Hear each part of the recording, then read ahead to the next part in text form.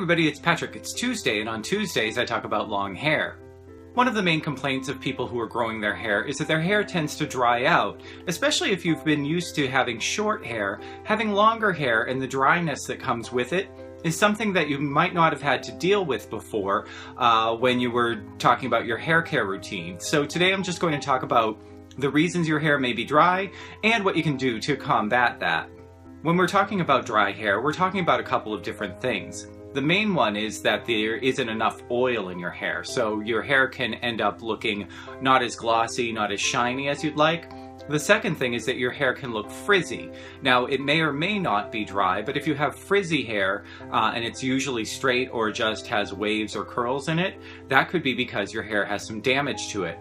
Both of them, these conditions, can mean that your hair loses its shine, it loses its ability to look good, it makes it difficult for you to brush or comb, it tangles easily, and it's generally not something that we go for as a style right now. There have been times in which a frizzier style has been more popular, but with people with straight hair, curly hair, or wavy hair, they tend to want it to look a lot more sleek and a lot more shiny and a lot more moisturized. Now, there are a couple of reasons why your hair may be dry. One of the main reasons is that you don't have enough oil in it. That could be because your scalp isn't producing it enough and you're washing it away too quickly.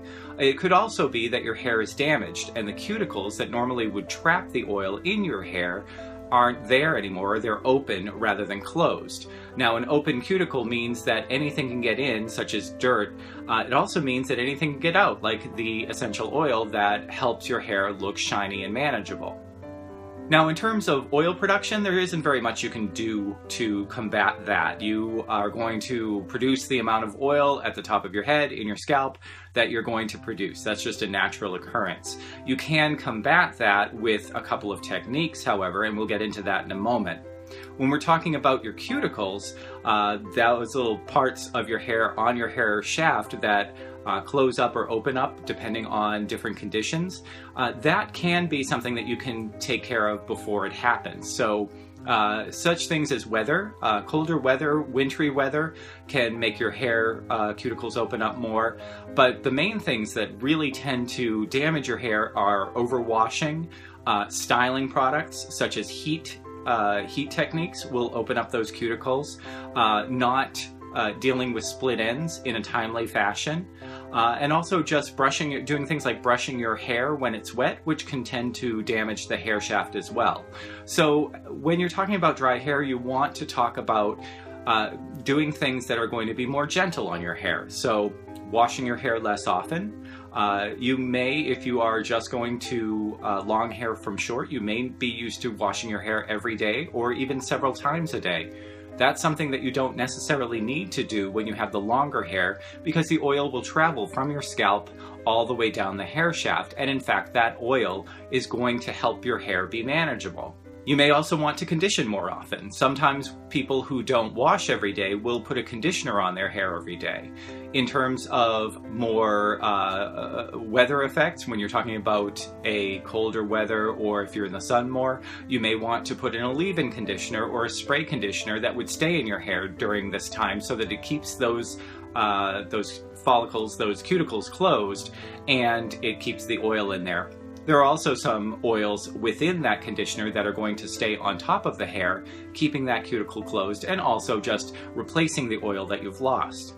And of course, regular hair maintenance is very important. So if you want to combat split ends that may travel up the shaft, thus causing your hair to be frizzier, causing the oil to escape your hair more often, you may want to get more regular cuts to your hair. So going in for what is called a dusting cut, which is just cutting the very, very ends of your hair, or doing the search and destroy method, which is where you on your own go and look for split ends and just cut those off, which can be a long, tedious process, but can also save the length of your hair while you're dealing with split ends.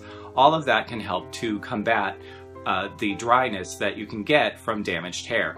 As with most things that have to do with hair, it's usually just a matter of treating your hair well, treating it gently, and treating it when it needs it. So Use different techniques, see what works for you. It really shows right away after a couple of weeks of one particular technique, one particular product, one particular way of dealing with your hair, whether or not that's going to pay off for you. So it's not a matter of some really difficult science or really difficult testing. You'll know as you go along with your dry hair. If you find that none of these techniques work for you, you may want to just contact your stylist. Next time you go in to your hairstylist or your barber, say that you've got dry hair and you'd really like to deal with that. They certainly will have products that they would be able to have you test or try out, and they have more techniques that might work for you. I'm here every Tuesday talking about long hair. It would be great if you'd subscribe and keep up with all of the updates here. Do a couple of other things on this channel, so subscribing absolutely will help you keep up with all of that as well. Thank you so much for joining me this time. I'll talk to you next time.